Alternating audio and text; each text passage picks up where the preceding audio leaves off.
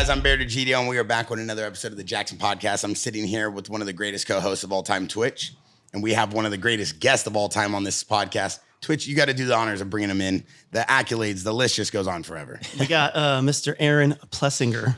Did I say it right that time? Yeah, you got it right. Everyone murders his last name, including me. I always say Plessinger, and my wife's always like Plessinger. At this point, I'm just like, however it rolls off the tongue, just say it. But I appreciate you guys having me on. Hell yeah, always, dude.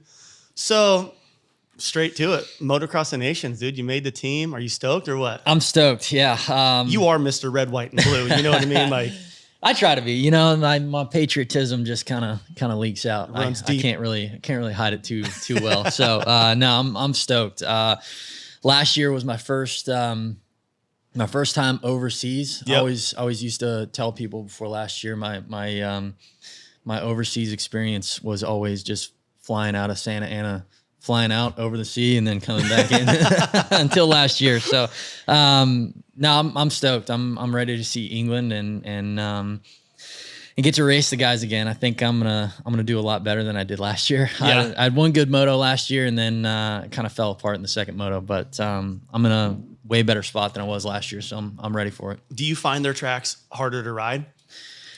They're just different. Yeah. You know, over here, we do the 1 day thing and just on Saturdays. Yep. And they do like, it's like 2 to 3 days, yeah, right? it's like 3 days long where they don't prep the track. All they do is water it, and then That's they'll gnarly. prep the start straight and everything, but everything else is just kind of leave it how it is. And it's sick because the tracks actually get rough and gnarly. But last year I was just like, whoa, this is a new thing for me. That's gnarly. Yeah, I'm looking forward to it. I can't wait. We got a pretty solid team this year, so it's possible. Yeah. For the people at home that are watching this and don't know about Nations Cup and understand how the dynamic works, like how we send athletes, how they send athletes, you want to break that down for them? Yeah, it's basically, I wouldn't say it's like it's your performance throughout the year and like who has earned a spot on the team, and then they have people that like a little committee that picks everyone. And sometimes people agree and say yeah, and then sometimes people say no. So it just depends. Oh, dude, these guys don't really get a break. So it's like they're doing Supercross season, Motocross season, and then when they should be like chilling for like 2 weeks, they're going back to another race. Plus they added 3 more races this year with the Super Motocross. So it's like they don't really get a break time. So at the end of the year, I get it when some dudes are like, I don't really want to go. Like, you know, like you're tired, you're beat, you want to hang out with your family, you want to chill, you want to recover, like, and then you're right back into testing again for next season. Like, it's gnarly. Yeah. Like last year, I came back from France, and then I took 2 weeks totally off the bike, and then me and my family were in Gatlinburg, Tennessee, and on the Sunday I was driving back. My trainer Alden Baker texted me and was like, "Hey, you ready for a bike ride on Monday?" And so I had to drive 10 hours back home to Florida and then just get back into training. And I think in a sense, it kind of helped me out for this year because it didn't let me take that long break and get my body out of sync of everything. It was still in like that repetitive mode to where when I got back into training, it was almost a little bit easier than trying to start from scratch again. You still had a pretty good base going because you never got out of it.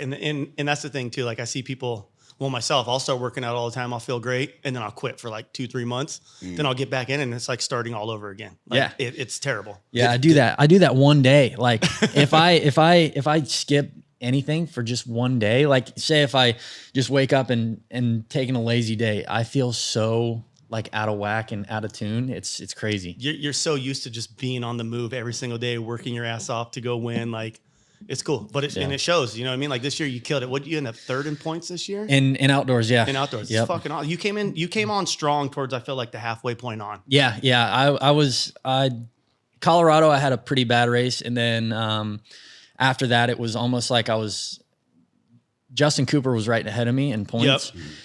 And I was like battling with him. We'd go back and forth. It was like a kind of tiny battle in between the big battle. And they would always cover it on TV. Dude, too. I was watching. Yeah. So it was kind of that like pushed me to go that much harder. And I wanted to beat Chase and Hunter so bad. Like that last race at Ironman, I tried so hard, man. I tried so hard to beat Chase, but man, he was on a different level this year. It's crazy, like when he turns it on, and I remember like when I was racing off road, like the worst fucking feeling is leading the race the whole time and then getting past with like a lap or two to go. You're like, dude, I worked my ass off this whole time and then that fucking happened. Like, it's got to be so frustrating, dude. Dude, yeah, at Hangtown, actually, I led literally the whole entire moto until the last lap, and that was when Sexton went from last or 40th to first. Yep, like that was like.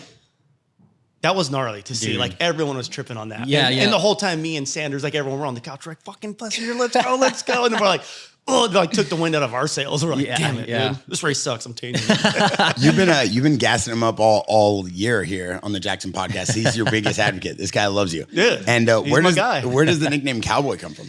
He's just like, dude, he just turned into a redneck out of nowhere. Like I've been redneck-esque my whole life. I grew up in Southern Ohio, and like when I turned pro, you know, I got stuff for free. I got the flat bill hats and everything for free, so I would just rock them. And then and you lived basically on the West Coast for a while. Like, so I had to adapted to the style. Yeah, I adapted to the California style. So you know, when I hit 450s, I moved back to Tallahassee.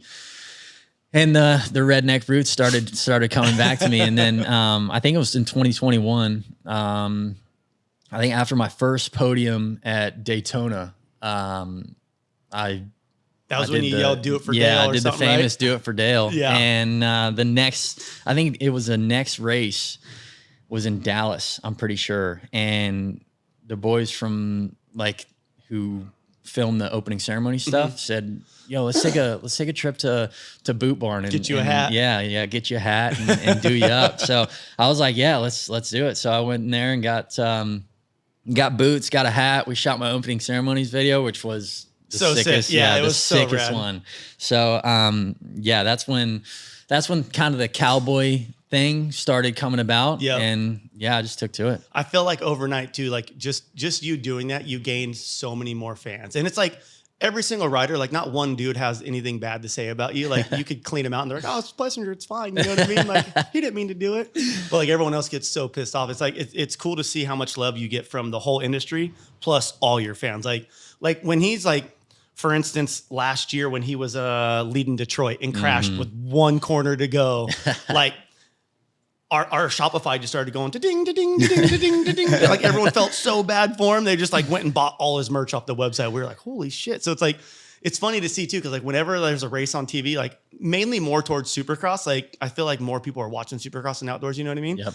And like anytime you're doing good, people are buying your shit. If you're doing good and then you start like you fall or something, people are buying your stuff. It's like, it's funny to see how many people are active on our website when you're racing on TV. Dude, it shows too at the races. Yeah. Like this year at Redbud, man, it gave me the chills how many people were cheering. Like when I went up on the podium, there was this lady, she pretty much runs outdoors, and she was holding up a sign when Chase was on the podium doing his TV thing, and it said "Quiet, please." And I didn't realize that it said that, so I kind of snuck around her like underneath the sign and took my hat off and started waving it. And they're just dude, it got so loud I couldn't even hear myself talk. So it was such a good experience. I love it. I feel like your fans like can relate to you because you're just like a normal dude. You know what I mean? Like you're not cocky. You're not like, you know, it's just like you're just doing your thing, having fun riding a dirt bike.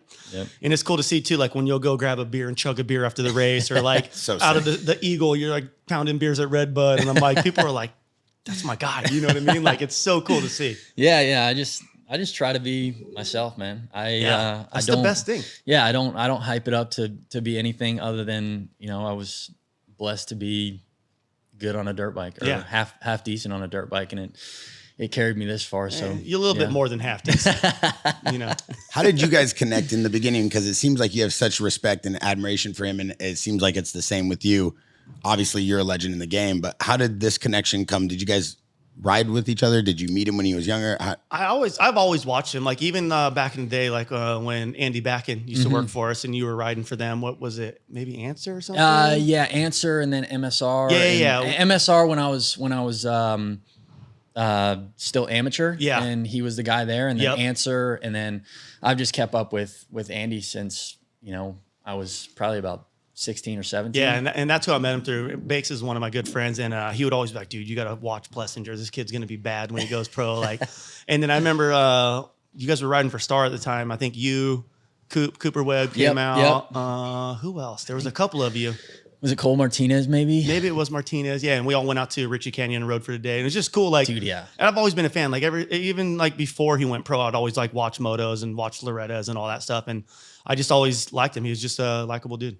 Yeah, and obviously I watched all the movies growing up, and Twitch was always a main star in those, and yeah, I've looked up to this guy for a long time. Well, thank you. Yeah, most of us have grown up watching what this is and where the sports turn. It all comes from a little love of this genre of motocross for sure. Yeah. Did freestyle motocross and freestyle riding, did it have its own season?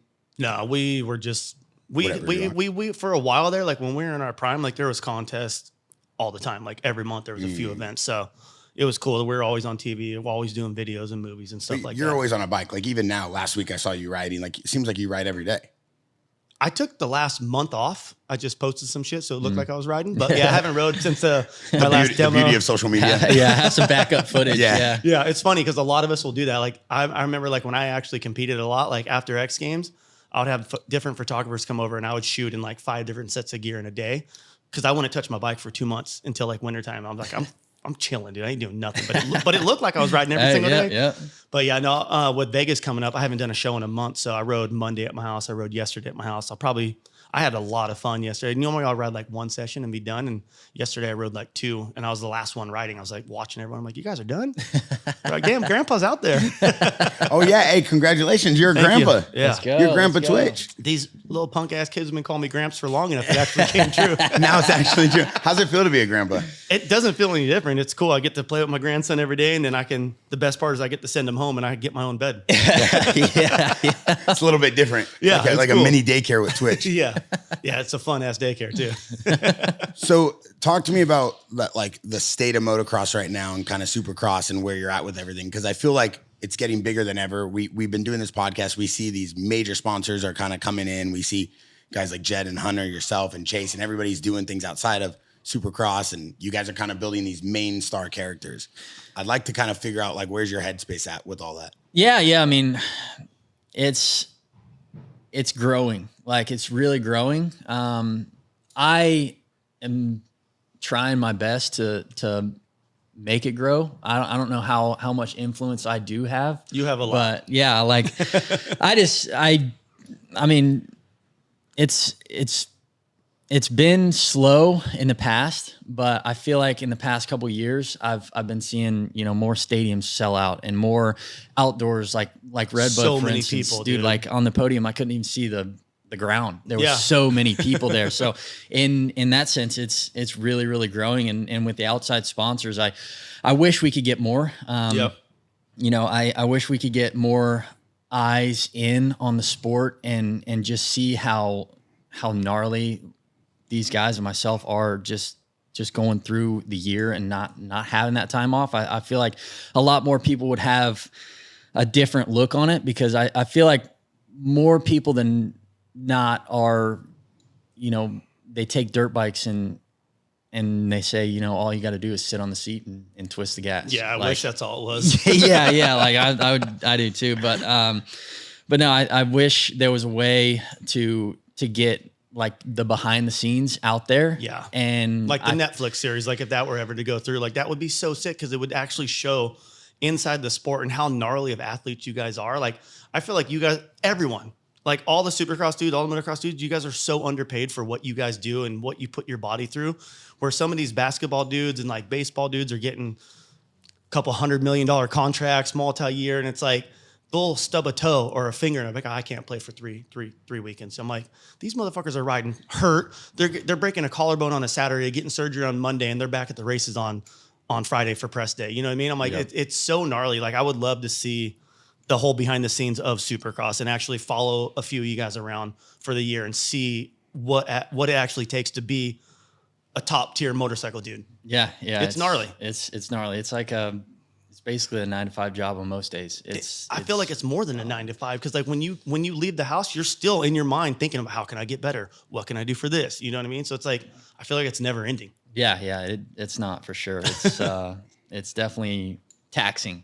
Yeah, especially when you have the last couple of years like going to France and not having that time off the bike and just getting back into it. It is a grind, but at the same time, like I'm really good at reminding myself like what I do and what I do it for. Yep. And it keeps me fresh for sure. Yeah. When did you, because you used to be a woods racer, like with your pops, you know, like at what point were you like, all right, I'm going to start racing moto, like more versus the wood stuff, like was it GNCC? GNCCs, yeah. So growing up, I mostly did woods, and then we got into motocross when I was at a young age, and I would race motocross on and off, and we did the main amateur nationals. And then when I got serious in the woods when I was like 15, 16, I really took focus to that, and I didn't really do any outdoors or not outdoors. I wouldn't do any like off the wall amateur races. Yeah. I would just focus on like the two main ones, like Loretta's and Minios. Yeah. And then in 2013, my dad was like, "Hey, why don't we just focus on motocross? We've never just focused on motocross, and let's see, like we can do it for a year, and then you're young enough to where we can, if it doesn't work out, we can come back and do the woods." So that will always be there. Yeah. So we did that, and I ended up winning like I think 6 amateur titles in the first like the first 3 months of the year, and that's when Bobby Reagan approached me and was like, "You keep riding the way you are, boy. You're gonna end up on my team one day." And it did. Yeah. And they gave me. How long later did that happen when you rode for him? 2 months. No way. Yeah, It was that quick. So I. He already in his head signed you. He's like, "We got this kid." Yeah. So he had in his mind that I was on the team already. So, they gave me a bike for Loretta's, and then I went to Loretta's. I won every moto that I was in. It was 250B mod and 450B stock or limited nowadays. And then I went to Monster Cup that next year and won both motos in that. And then that's when I signed my pro deal. Yep. And then I went into Supercross in January. So rad. It's rad too. Like Bobby Reagan, you know, he's watching everyone. Like he's brought up, I feel like he's brought up so many good dudes like to his squad, and what they're doing is insane. Yeah. It's wild. And yeah, I won a 250 West title with him, and then the outdoor in the same year, and that was a really good year. I felt like nothing could go wrong that year. Yeah. It was, I mean, I did one Supercross. I think it was Houston in 18. I started in 17th place or something, and I passed everybody, and then the last 2 laps I was leading. I think I won by like 5 seconds. So that was kind of the staple that year that I was going to be one of the guys. Yeah. And once I got that confidence, it was really cool. Who was all on your team that year? It was me. I think Colt Nichols, Martin. Or actually, Colt wasn't a part of the team that year. Martin was. Was it when Militia was no, sponsoring Martin, the team? Or Martin was on later? Geico. Yeah. Martin was on Geico, and then Militia was on the team. Like I think it was like 14, 15, and 16. Yeah, I remember that. I was Maybe like, damn, 17, that's cool. But yeah, we had just picked up, I think, Monster at that time. Yep. And then, it was just a good year. I think a couple. Justin Cooper was on the team. Yeah. He ended up getting hurt, and then the next year he came back and won. Was it? Did you? No, because you were still on the team too the next year, right? Yeah. Well, I was on factory Yamaha for the 450s that next year. Yeah, that's right. Okay. Yeah, because that's when he started winning everything too. Yeah. That's cool. So, yeah, it was a pretty good ride with the Star Crew. Twitch, one of the main things we were talking about earlier is we have some of the best MMA coaches in here, like Jason Perillo, who trains Cheeto Vera, Luke Rockhold, and me and Twitch were finding it kind of fascinating how motocross riders and MMA fighters have such similarities in terms of you have a corner, you have a team, but it's on you to go perform, and it's an individual sport, right? Like boxing, like UFC. How important is it to have a good team around you that prepares you, and how much involvement do they have that goes into your actual win?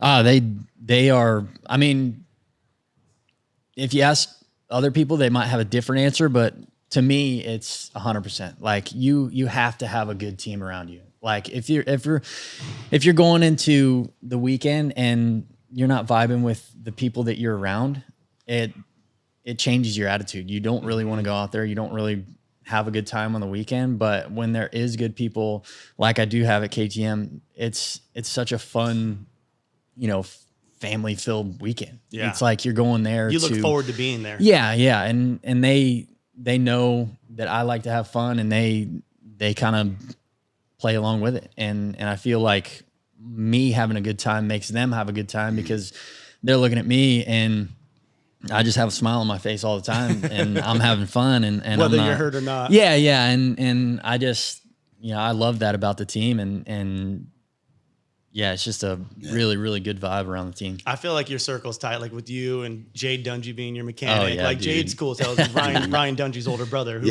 used to be the man. You know what I mean? So I love Jade. I follow him on Instagram. Like he's always cracking up. He always has funny videos like that. The one where he was rolling through the pits the other day. He's a good dude. So like I feel like you have to have the right people in your corner to like make it a fun weekend. It is a job at the end of the day, but you got to have fun doing it. Yeah, for sure. And especially in this sport, like one thing could go wrong and your whole weekend could be messed up. Yeah. To where like I have Jade where he's always having a good time like me and making these funny videos and making, cracking jokes and I'm right there. Yeah. I'm right there with him to where if I didn't have that, it would be a little out of the vibe. Yeah. I even see the hat. Obviously, you train with Dr. G. Oh, yeah. Local town favorite here in Newport Beach. G's the man for every moto dude. MMA dude. Takes skater, care of everybody. Like Everybody in action sports, this guy takes care of. So obviously, I see you're taking care of your body. Oh, yeah. Taking care of, the recovery is very important. Is there something specific you do to keep yourself healthy all year? Try not to crash. Yeah. Me, just keep it on two wheels, man. Just keep it on two wheels. And like G, he helps out so much. And it's almost like, sometimes I don't need him, but other times I do. And it's almost like an insurance policy, Seriously. And he is there every time that I do need him. And if he's not, he's right there cracking jokes with me and Jade. It's pretty rad too, because there's been so many times like I've been hurt where I'm like, hey, like I have to ride this weekend. Like, and going to him, I'm like, there's no way I'm riding. And then 3 days in, I'm like, dude, like I'm riding this weekend. Like I feel good. It's crazy the knowledge that dude has, and he's been around forever. And like Dr. G's the man. Yeah. Dude, yeah. Yep. He got my dad walking and feeling good. Got my sister feeling good. Everybody in Newport Beach goes to Dr. G. Yeah. No, yeah. He's awesome. It's cool though, because a lot of people don't look at, most people that don't know supercross riders, like guys at your level, you guys are like the Michael Jordan, LeBron James, the Kobe Bryants of your genre, of your industry, of your sport. How much effort goes into riding a bike? Like me, I always joke with him because I crash on these little 50s. I just almost crashed this morning. But like you guys are on another level of being an athlete. The athleticism that it takes to hold on to that thing for a half an hour. Well, these dudes are training their ass off every day. Like they go through a gnarly boot camp before the season starts. Yeah, walk us through that. And then what does that look like? Everything, yeah. Yeah. So boot camp, he usually starts end of October. You call it boot camp? Yeah. Basically everyone, it's gnarly. It's a gnarly, like. Yeah. It's like Hell Week for football, like when you're a little kid, Literally, yeah. So it pretty much consists of 4 days of riding a week. And in off season, it's gnarly days. Like some days, we're pounding out 2 25-minute motos on a supercross track. And then we'll go on, like say Wednesday, our day off from riding, we'll go on an hour to an hour and a half bike ride. And then we'll do gym in the week and twice or 3 times a week maybe.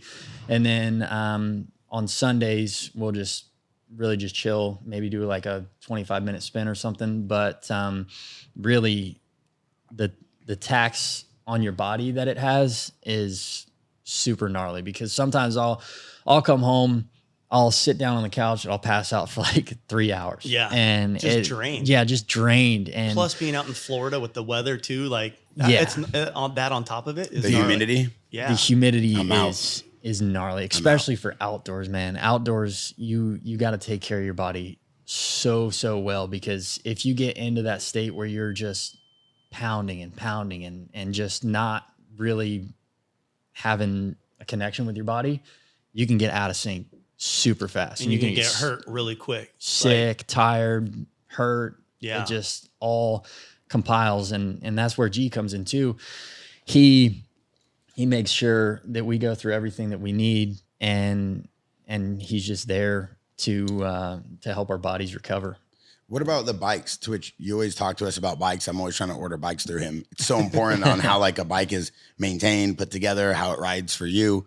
Like, how important is your feedback and the connection with your team? I know with freestyle, it's a little bit different, right? You kind of build your own bike. Right? Our stuff don't need to be nearly as spot on as their stuff does. Like, they're like little changes here and there make a huge difference for them. Like, these dudes are like, a lot of the teams now have a dude testing the bike, getting shit ready. So when they get on it, it has kind of like a base and they can adjust it from there. But dude, it's huge. Like you seen it this year a couple of times. Dudes will go out outdoors and get like 7th or 8th and then go and make a couple changes, come out and win the next moto. It's like just it being that much off can make the biggest difference throughout the day. Yeah. And the team has huge influence on that. Like, we weren't having the best time a couple years ago, and the team went back, they did their homework, and they have formed this bike to where it wins championships now. So, and we didn't know too much about it because it was a brand new bike and everything.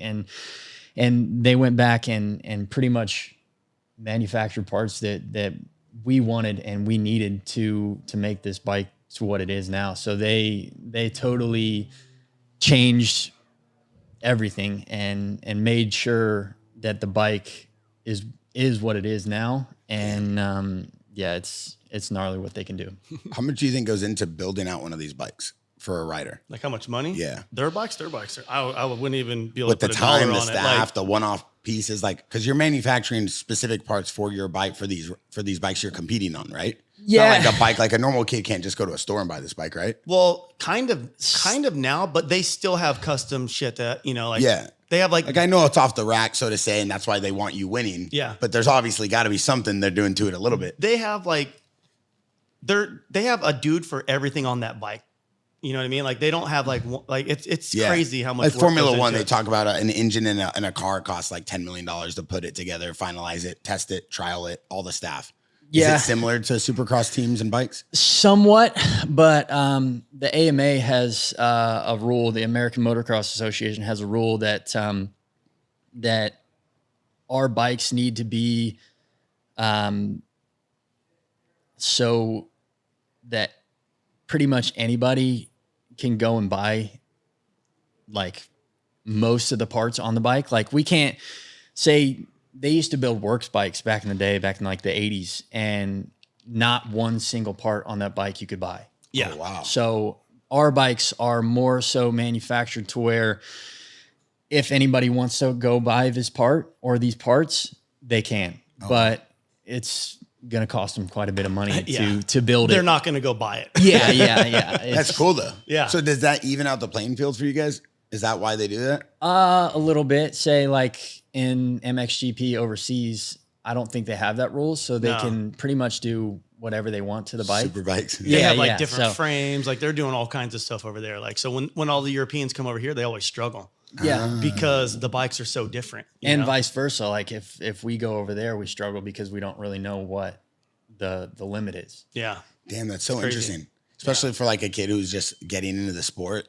Like what is the easiest way for a kid to get into Supercross, to watch Supercross? Like in basketball, you go to ESPN, kind of get an overlay as a kid, or you grew up playing like Pony, or, for football or baseball, grew up playing Pop Warner. How does a kid grow up racing? Like how did you start racing? How do you even start racing for a kid? So in my sense, my dad, he raced in the woods when I was growing up. He raced professionally, and he got me into it. He bought my first bike, and my first race was actually a woods race. So that's how I got into it. And then a lot of these kids nowadays, if their parents didn't race, maybe mom or dad had a liking to it, or took a liking to somebody in the past, and they just wanted their kid to do it, or they've been in it for a while and they just buy a bike. But yeah, my bringing up was a little bit different than most people in the sport nowadays. Who was your biggest inspiration? Between my dad and Pastrana. Yeah. I think. damn. Yeah, that's yeah, right. yeah, dude. Pastrana, man. He was gnarly, like racing, freestyle. He's still gnarly. Like Dude, he's yeah. still doing crazy shit. Like that dude, I think inspired a lot of people. Dude, yeah. Like He's the GOAT. and still does to Yeah. this day. Like he's had TV shows Yeah. and everything. Tours, and, like everything. Jumping out of airplanes with like without wings, without parachutes, without anything. Yeah. Dude. Bro, I watched that video That one's with gnarly, Sheckler. I watched it with Sheckler, right? Because they were Red Bull guys, and Sheck's like, oh, I don't know if I would want to do that. I'm like, the fact that you guys are even thinking about maybe wanting to do it with him, you're nuts. Dude. Bro, that's the craziest thing. Yep. Can you imagine jumping out of an airplane without a parachute? No, I couldn't don't imagine even want to jump out of one with the parachute. With the parachute. I'm scared of heights. So no, I don't even want to go on an airplane. Me yeah, too. same. I don't even understand how this guy can fathom the idea of like waking up one day and saying, you know what, I'm Travis Pastrana. I'm Nitro Circus. I'm one of the greatest ever. Now I'm going to just go jump out of an airplane without a parachute. I don't think he thinks. He just doesn't does have it. fear. No, like he he doesn't. doesn't have Zero. fear at all. No. And whatever he puts his mind to, he does. Yeah, I feel And- like everyone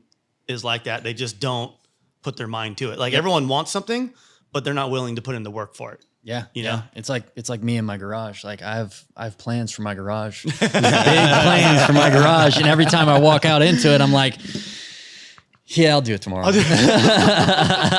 That's like the epitome of a guy. Like, I want to build out my garage, and they're like, I'm going to build this man cave, and then you build nothing. Yeah. I'm he's actually doing mine right now. Bro, he's building I don't want to give away too much, but he's building the craziest man cave I've ever seen.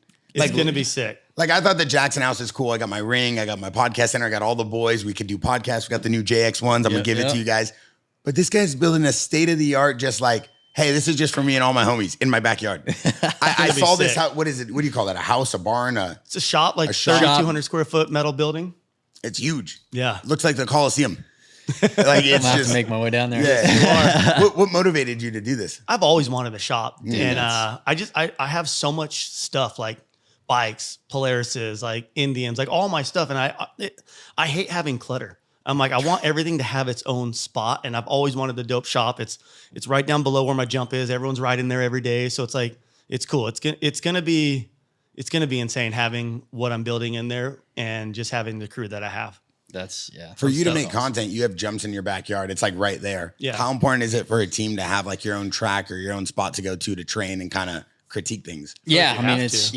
yeah. If you don't have that, it's very, very hard. And KTM has a place out here in Marietta, California, and then we have a place. It's called the Baker's Factory. Alden Baker owns it, and most of us train down there. And man, it's so easy. Like Alden is a big part in my success right now. He makes everything so easy, and it's like the Taj Mahal of training.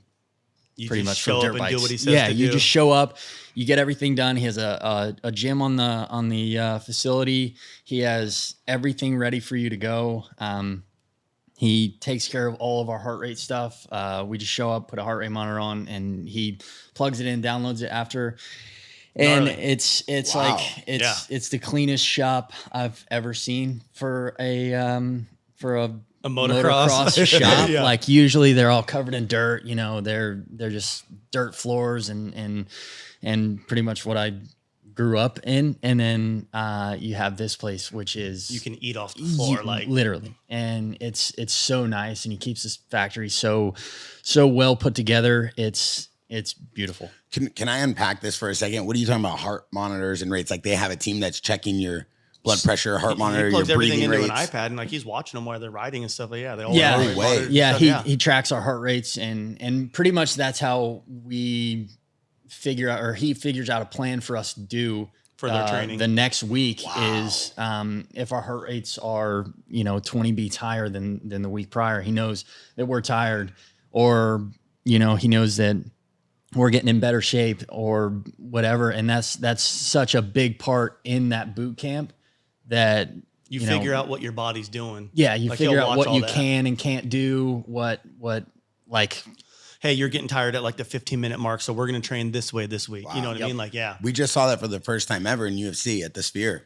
In between rounds during the Merab and Sugar fight, they had a pop-up, and it showed you their heart rate when they sat down, because they had a tracker, I think, in their glove. And it was able to kind of tell you who, because, the faster you can control your heartbeat after a high input determines how good in shape you are. So they're trying to show, and the fighters were like neck and neck, and they both were putting out a lot of energy. Merab's was a little bit higher because he was going nuts. But it's pretty crazy. So like the sport's evolving now, like on a whole new level of athleticism. It's been like that for a minute. Yeah, it's been like that for a while. But I say now with the like technology that they have, I think it's getting better and better. Wow. Are they doing anything specific at Supercross, like actual races or motocross races? Not so much. I know that they are, it's kind of a different area, but they're putting like GPSs on the bikes now to where they can tell where we are on the track, which is pretty cool at all times. I like how they're starting to put the green light on the fork so you can identify who the leader is. Because there's so many times, like when you're at Supercross, like you look away, you look back, you're like, where's the leader? Where's the leader? Like you're looking up at the TV, you're looking down there, but now they have a bright ass light around their fork tube and it shows. And then you see like in the corners, like the lights will be flashing like when the leaders are coming around. So they're making it a lot easier and a lot more, I feel like, a lot more friendlier to like know what's going on. Like fan based kind of area. Because sometimes you look away, you look back, you're like, where's Plessinger? Yeah. Oh, there he is. You know what I mean? And then you find him and then you hear, oh, so you look over here and you're like, what? And then you look back, where the hell are they? Like, it goes so quick. You know what I mean? It's got to be so loud though, right? Between all the bikes and between the fans and everything. You're not like this year at San Diego when I won my first Supercross, dude, the last lap, the people cheering. I couldn't even hear my bike. Like it was. And that was your first 450 win, right? That was the first 450 win. How many years have you been in the 450 class? Since 2019. So damn, you my suck. 5th year. Yeah. Oh my. Compared to these guys, compared to these younger kids growing up, like only a guy like that could get away with that. You know what I mean? Listen, I got you the brand new JX1. We're gonna change the subject on that. You feel bad for him, so you're gonna give him a watch? I got. Let's go. That would hurt me. I gotta. This guy's the friendliest, nicest guy. He woke me up this morning. I'm like, yo, what's good? He's like, hey, can I cuss on this thing? Yeah. Yeah. I mean, he's one of a kind. I'm not even gonna say it. I texted him. I'm like, yo, fuck you. Yeah. I thought he was good. And then he's like, yo, let's get breakfast. But if anybody out there knows Twitch, you know that this guy's one of a kind, right? So it's part of him and who he is. He doesn't turn off for anybody. He stays who he is. Listen, we're really excited this year. We're going to be dropping our new JX1. It's Jaxxon's first ever watch. It's got a Japanese movement, celebrated arena bezel, brand new core link band, and our butterfly clasp with our insignia logo. This is literally like the most complete watch a guy can have. Perfect for your win to roll around with and remind yourself every time you look at it that, hey, Twitch could be wrong sometimes too. and, all the time. And I definitely wanted you to be one of the first guys to get this. Those just came in. They just came in. Twitch, I got you one as well. You're the first one I seen get one. Yeah. So we just launched these. We're obviously like the leading in men's chains, and we've been creating some of the best chains in the world. We have some of the best athletes, Twitch, P-Rod, Sheckler, Rampage, Luke Rockhold, you name it, and now we're basically going to be going into the watch game. So we spent like a year and a half developing these and kind of just getting input from everybody, Twitch and everybody, similar to a bike, just making sure that our team appreciates it and understands it, and just kind of putting together like the scratch proof sapphire crystals and just making sure that the entire clasp and the shine kind of matches our jewelry. Twitch, I wanted you to be one of the first ones to get it, but because of the comment, I gave him his. Let's go, dude. Yo, while we're looking at this and we're looking at gold, you win your first race. Does it change your perspective on racing? Does it make you want it more? Does it make it seem like, hey, I got one underneath the book, so there's less pressure now when you start? In a sense, yeah, but it's like after I won that race, it still didn't change, that the guys who I'm racing are still the guys that were up there, the week prior. And for me, it just solidified that I was ready to be there. I was one of the guys. Yeah, I can do it. And I actually got the points lead after that win, and I held it for I think a week or two, and that just felt good, because the reassurance of like, I've been busting my ass. Like I deserve to be right here. Like I earned it. And like I said, like I been 450 since 2019, and to get that and like to progress how I'm progressing, for me, that was a huge thing, to see the progress, to see like I'm actually getting better and not, staying just stagnant. So for me, that was such a huge thing for me to do, that I think that changed my season around. And for guys like, say, Twitch, for example, who's been in your corner for a while, and I know that you guys also do, DBK does a merch. Is that what it is? Yeah, we do all Plessinger's merch right now. Which they're killing it. Yeah, so you had, and you have great product, right? So you've had a guy like this in your corner. What about all the people that have believed in you the whole time, similar to Twitch, your family, your friends, getting that win? Does it kind of validate like the success? Because I know a lot of people, they tend to lean on their wins as a way to kind of accredit everyone that supported them. I talk to a lot of MMA fighters. That's always their biggest thing, like getting that big win after a 1 year camp. But after going that long, then finally getting that, does it kind of take it to the next level with guys around you and kind of the validation? Oh, yeah, a little bit. I would say with the team more than, my friends, because a lot of my friends are like Twitch, and they like to keep me humble, and I like that. I love having people around that don't let my head get too big, because I never want that to happen. I always want to. I don't ever see that happening with you. Yeah, I just want to stay a regular dude and kind of, like I said, remind myself why I started this in the first place. And so I would say more or less the team, they responded very, very well, and they just pretty much told me that I was one of the guys. I can do this, and that was huge. But like I said, when I get home to my friends, they're still your friends. Yeah, they're like, well, you did it once, now you got to do it again. Yeah. If you don't do it again this weekend, then I don't know what to tell you. Going back to Supercross, Detroit, that would have been your first win. Yes. And dude, I was devastated for you. Like everyone, I feel like everyone in the grandstands were devastated for you. Like that had to have been the shittiest feeling, but at the same time knowing like, dude, I was waxing these dudes till this one jump got me. Dude, yeah. And it was a gnarly crash, dude. Yeah, it was gnarly. I still have a scar on my thigh from it. The foot peg dug into my thigh when I side saddled off the bike and went flipping into that landing. It was so gnarly. And the amount of work that you put in to go and do that, and then leading the whole race, and then have that happen. What was it, one lap left or one corner? Yeah, so it was one corner or two corners and a lap. Yeah. So and I saw after I crashed, I got back up. I was missing my visor, missing, stuff on my bike. And I got back up. I saw the bike smoking, and I didn't know if I could keep going at that point. I mean, obviously I was sore from the crash, but my team manager reminded me, like, if the bike's still running, we go. And yeah, so, but my friends coming to play again, I got back, and I'm a gamer, so I like playing Xbox a lot. And we get on the Supercross 6 game. The first track they play is Detroit. And they're like, wait, you get back from Detroit, you hop on an Xbox, you decide to play. I'm like winding down. I'm like, all right, it was so close to being a good weekend. I'm gonna wind down with the boys and let's play some games. I get on, yeah, dude. Let's have some fun. I get on the first track, Detroit, and dude, most of them were like, the dude who picked the track, they were like, you jackass, why'd you do this? And he's like, dude, Gotta remind him. Can't let him live it down.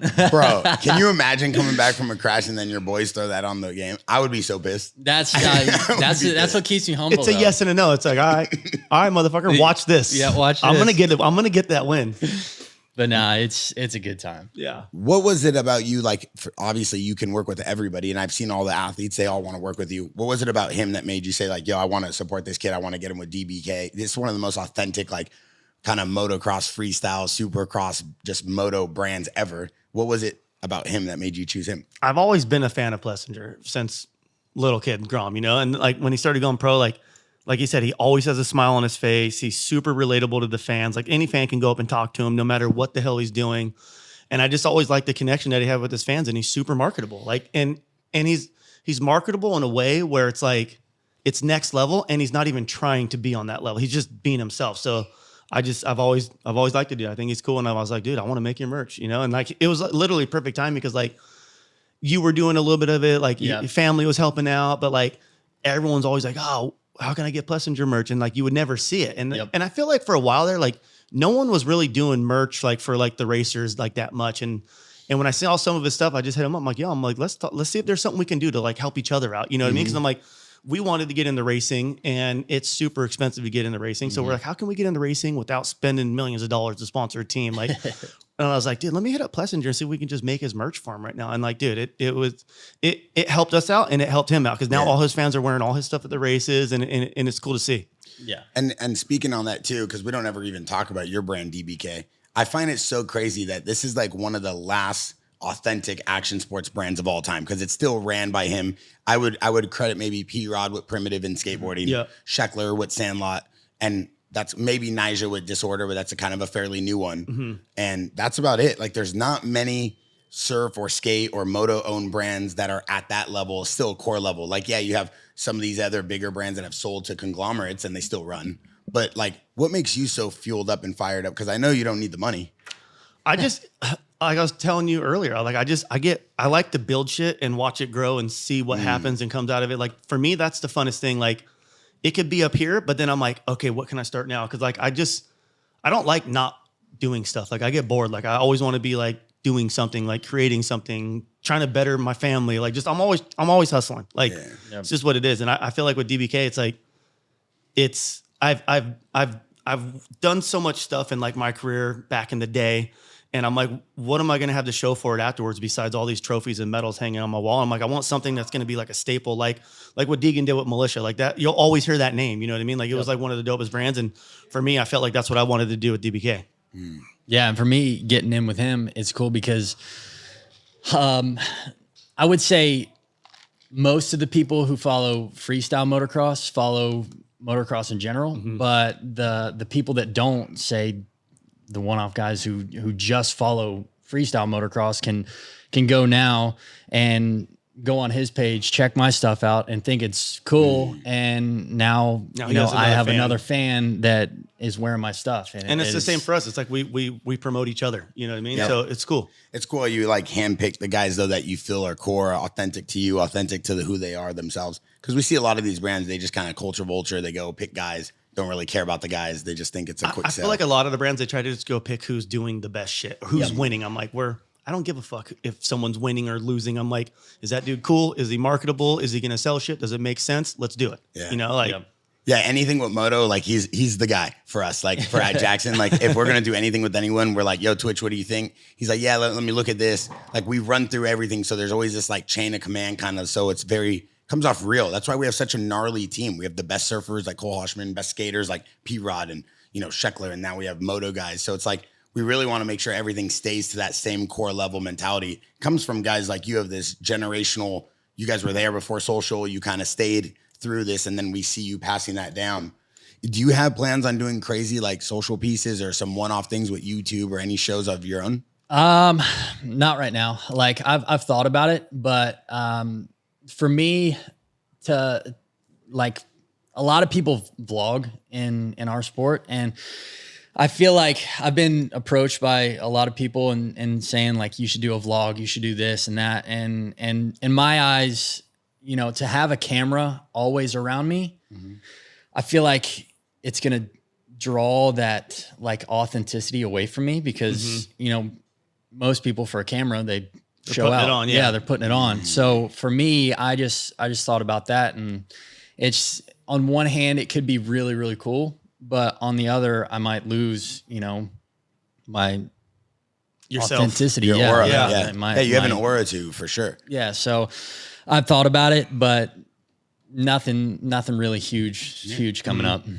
And it's just I feel like it's like a distraction too. Like depending on like who your filmer is, if he's cool, if you vibe with him, like if not, like sometimes there's people that want to film stuff and we'll be filming stuff and in my head I'm like, this dude's so fucking annoying right now. Like I just want to get this day over with. And then there's other dudes where I just talk to them like they're my best friend because they're putting off a good vibe. I'm having fun, you know. So for you, I could see how distracting it would be with just how gnarly your schedule is, you know? Yeah. I got one last thing for you, though. First of all, I want to say thank you for coming on. Yeah, thanks. Second of all, I want to say thank you for receiving the new JX1 on camera. Man. This is our brand new launch of these. Twitch always bringing the most fire guests here for the podcast. I hope everybody at the... That's our asshole gift. That's crazy. I love it, dude. I love it. So shout out to everybody at home. Hope you guys are appreciating what Twitch is doing for you guys, trying to give you guys the best show in Moto. Who is on your Mount Rushmore of your top favorite riders of all time? I would say Pastrana for one. Yep. Carmichael, James, Stewart, and then I would say McGrath. Yeah. That's a solid. That's Mount all I know. Rushmore right there. That's a good one. For Moto. It's hard because there's a lot of good dudes, but like to be like the Rushmore, like that's pretty. That's a great solid lineup. one. Yeah. It's probably one of the best ones I've heard for sure. Thank you. Yeah, I love it. And congrats on all the success. I know you're going to continue to kill it. I know you guys are killing it with your merch and your brand. Where can they get all your merch right now? Dirt by Kids, dirtbykids.com. Cool. Yeah. Come get at You us, got dog. the link in your Instagram? I do. Yeah, I cool. do. Any new drops coming? Yeah. Yeah. We just dropped one last week. The man, the myth, the mullet. Yeah, dude. The man, the myth, the mullet. Yeah. What an incredible tagline. Yeah. That's on your DBK merch? Yeah. Oh, wow. Sick. Yeah. Yeah. He It's awesome. surprised me with it too. So I was a good one. I was stoked on that. Yeah. Pretty And are good. you doing anything for Nations Cup? I have, there's this new thing that started. It's, smxjerseys.com. Yep. And, Michael Lieb and the team over there, they have been selling my jerseys this past year. Which have been killing They're it, by the way. killing it, Killing it. Dude, yeah. I've been blown away. I never sick. really thought like anything like this would happen. I know like what they're trying to do is you know how NFL has the jerseys that you can buy, like all the players or whatever. So they're trying to make it like that. And it's just so cool to see, like when I go to races now, people will come up and have my jerseys and want to get them signed. And So rad. And we just put another one out. One is the one-off MX of Nations jersey. And then another one is the one with not my number 7 on it, which both are red, white, and blue, but they're pretty damn sick. It's pretty funny too, because I'm actually going over by Leaps today to pick up 2 of your jerseys so I can bring to Vegas to have you signed so we can put them in with your drop to actually win that jersey. Let's How go. does that Right. work? Yeah. What do they win? They're gonna they're someone who's ever buying his merch next week's gonna win one of his signed jerseys Damn. So, and when that does we the, have before Motocross of Nations. what's the date of the drop? Just next week, I don't know, sometime during the week. So we'll throw in like 5 gold Cuban 5mm. They're our best selling chains. So if anybody goes and buys any of his merch, he gets a jersey and a chain. they'll get a jersey and a chain, and then we'll pick a few extra winners and we'll give them to you. You can throw it in there. That would be Let's dope. go. We'll throw that Yeah. from Jaxxon Let's so go. we can Sick. support this guy so he can go. Yo, he's representing America. I love it, It's dude. like the Yeah, Olympics. baby. So you're one of us at this point. We got to make sure that USA. you win. So Let's go. I apprete you coming through. Yeah, welcome thanks for having me welcome on. to Jaxxon. Thank And you. then anything else you want to add on this Twitch? That's it. Just go represent us or don't come back, dude. We'll do. We'll do. It's always a double edge with this guy. That's my friends. Jaxxon Podcast, Twitch, the Cowboy. You already know what it is. We out.